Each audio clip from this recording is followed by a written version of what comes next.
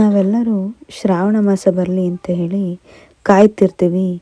ಯಾಕೆ ಅಂದರೆ ವರ್ಷವಿಡೀ ನಾವೇನೇ ಹಬ್ಬ ಮಾಡಿದ್ರು ಶ್ರಾವಣ ಮಾಸದಲ್ಲಿ ಮಾಡೋ ಹಬ್ಬದ ಥರ ಯಾವ ಹಬ್ಬನೂ ನಮಗೆ ಅಷ್ಟೊಂದು ಖುಷಿ ಕೊಡಲ್ಲ.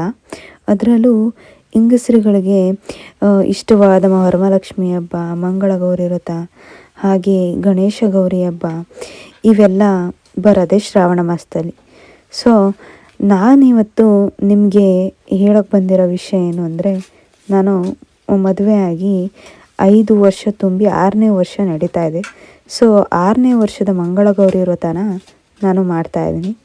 ಸೊ ಮಂಗಳಗೌರಿ ವ್ರತದಲ್ಲಿ ನಾವು ಹೇಗೆ ನಾವು ಜೋಡಿಸ್ಕೊತೀವಿ ಅಥವಾ ಗೌರಿನ ಹೇಗೆ ಕೂರಿಸ್ತೀವಿ ಅನ್ನೋದನ್ನ ನಾನು ನಿಮಗೆ ಇವತ್ತು ತೋರಿಸ್ತಾ ಇದ್ದೀನಿ.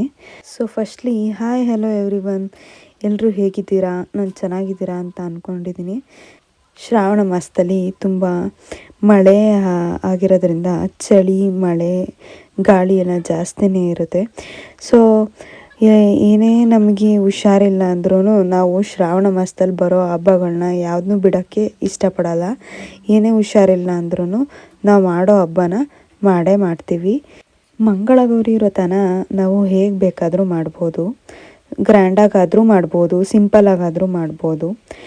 ಹೇಗೆ ನಮಗೆ ತೃಪ್ತಿ ಅಂತ ಅನಿಸುತ್ತೋ ನಾವು ಆ ರೀತಿ ಮಾಡಿದ್ರೆ ಏನೂ ತೊಂದರೆ ಇರೋದಿಲ್ಲ. ಇದಕ್ಕೇನು ನಾವು ಏನು ಖರ್ಚು ಮಾಡಿ ಗ್ರ್ಯಾಂಡಾಗಿ ಮಾಡಬೇಕು ಅನ್ನೋದೇನು ಇರಲ್ಲ. ಸಿಂಪಲ್ಲಾಗಿ ಏನು ಒಂದು ಕಳಸ ಇಟ್ಟು ಅದಕ್ಕೆ ಬ್ಲೌಸ್ ಪೀಸ್ ಇಟ್ಟು ನಮ್ಮ ಮನಸ್ಸಿಗೆ ಹೇಗೆ ತೃಪ್ತಿ ಆಗುತ್ತೋ ಆಗ ಪೂಜೆ ಮಾಡಿದ್ರೆ ಸಾಕು, ನಮಗೆ ಒಳ್ಳೆ ಫಲ ಸಿಗುತ್ತೆ. ಸೊ ನಾವು ಪೂಜೆನ ಭಯಭಕ್ತಿಯಿಂದ ಮಾಡಿದ್ರೆ ಆಲ್ಮೋಸ್ಟ್ ನಮಗೆಲ್ಲ ಒಳ್ಳೆಯದೇ ಆಗುತ್ತೆ. ನಾನು ಮಂಗಳಗೌರಿ ವ್ರತನ ದೇವ್ರ ಮನೆ ಒಳಗೆ ಮಾಡ್ತಾಯಿದ್ದೀನಿ. ಯಾಕೆ ಅಂದರೆ ಆಚೆಗಡೆ ಇಟ್ಟರೆ ನಮ್ಮ ಪಾಪು ಎಳಿತಾನೆ, ಅಕಸ್ಮಾತ್ ದೇವ್ರನ್ನೇನಾರ ಸಡಿಲಿಸ್ತಾನೆ ಅಂತ ಹೇಳಿ ನಾನು ದೇವ್ರ ಮನೆ ಒಳಗೆ ಮಾಡ್ತಾಯಿದ್ದೀನಿ. ನಾನು ಹೆಚ್ಚು ಕಮ್ಮಿಲಿ 5 ವರ್ಷದಿಂದನೂ ದೇವ್ರ ಮನೆ ಒಳಗೇ ಇಡ್ತಾ ಇರೋದು. ಯಾಕೆ ಅಂತ ಅಂದರೆ ಆಚೆಗಡೆ ಇಟ್ಟರೆ ನಮ್ಮ ಪಾಪು ಏನಾದರೂ ಸುಮ್ಮನೆ ಎಳೆಯೋದು ಮಾಡ್ತಾನೆ, ಮಕ್ಳಿಗೆ ಏನೂ ಗೊತ್ತಾಗಲ್ಲ, ನಾವು ಸುಮ್ಮನೆ ಹೊಡೆಯೋದೆಲ್ಲ ಆಗುತ್ತೆ. ಯಾಕೆ ಬೇಕು ಅಂತಲೇ ನಾನು ದೇವ್ರ ಮನೆ ಒಳಗೇ ಗೌರಿ ಕೂರಿಸ್ತೀವಿ.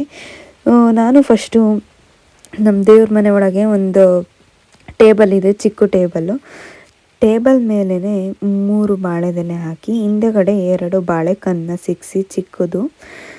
ನೆಕ್ಸ್ಟು ಒಂದು ತಟ್ಟೆಗೆ ಅಕ್ಕಿ ಮತ್ತು ಬಿನ್ಗೆ ಮೇಲೆ ಕಾಯಿ ಇಟ್ಟು ಸೀರೆ ಉಡಿಸಿ ಮುಖಭಾವ ಕಟ್ತಾಯಿದ್ದೀನಿ. ಸೊ ಅದಕ್ಕೆ ಬೇಕಾದಂಥ ಒಡವೆಗಳನ್ನ ಅದಕ್ಕೆ ಅಂತಲೇ ಸಪ್ರೇಟಾಗಿ ಎತ್ತಿಕ್ಕಿದ್ದೀನಿ.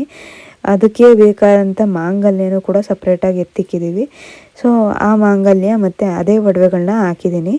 ನಾನು ದೇವ್ರಿಗೆ ಹಾಕೋ ಒಡವೆನ ನಾನು ಮೈ ಮೇಲೆ ಹಾಕಲ್ಲ, ಅಥವಾ ನನ್ನ ಮೈ ಮೇಲೆ ಹಾಕಿರೋ ಒಡವೆಗಳನ್ನ ನಾನು ದೇವ್ರ ಮೇಲೆ ಹಾಕಲ್ಲ.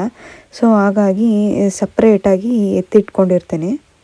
ಹಾಗೆ ಕಳ್ಸೋಕ್ಕೆ 5 ವೀಳ್ಯದೆಲೆನ ಇಟ್ಟಿರ್ತೀನಿ. ಸೊ ಅದೇ ಸೀರೆಯಲ್ಲಿ ಇದ್ದಿದ್ದಂಥ ಏನು ಬ್ಲೌಸ್ ಪೀಸ್ನ ಕಟ್ ಮಾಡಿಕೊಂಡು ಬ್ಲೌಸ್ ಪೀಸ್ಗೆ ಬಳೆ ತೊಡಿಸ್ತಾ ಇದ್ದೀನಿ. ಸೊ ಮಂಗಳಗೌರಿ ವ್ರತದ ಬುಕ್ಕು ಬಂದು 5 ವರ್ಷದ ಹಿಂದೆಯೇ ತೊಗೊಂಡಿರೋದು. ನಾವು ಮತ್ತೆ ಏನು ಚೇಂಜ್ ಮಾಡಿಲ್ಲ, ಅದನ್ನ ಚೇಂಜ್ ಮಾಡಲ್ಲ ಅಂತ ಅನಿಸುತ್ತೆ. 9 ವರ್ಷದವರೆಗೂ ನಾವು ಅದನ್ನೇ ಯೂಸ್ ಮಾಡೋದು. ಸೊ ಕತೆ ಓದೋಕ್ಕೆಲ್ಲ ನಾವು ಅದೇ ಬುಕ್ಕಲ್ಲಿ ಓದೋದು. ಹಾಗಾಗಿ ಬುಕ್ಕು ಕೂಡ ಮುಂದೆ ಇಟ್ಟು ನಾವು ಪೂಜೆ ಮಾಡ್ತೀವಿ. ನಾನು ಪ್ರತಿ ವರ್ಷ ಸಪ್ರೇಟಾಗಿ ಗಣೇಶನ ಬಾಳೆಹಣ್ಣಿಂದ ಮಾಡ್ಕೊತಾ ಇದ್ದೆ. ಬಟ್ ಈ ಸತಿ ನಮ್ಮ ಮನೆಯವರು ಗಣೇಶ ವಿಗ್ರಹನೇ ತಂದಿದ್ದರು. ಸೊ ಅದನ್ನೇ ಇಟ್ಟು ನಾನು ಪೂಜೆ ಮಾಡ್ತಾಯಿದ್ದೀನಿ.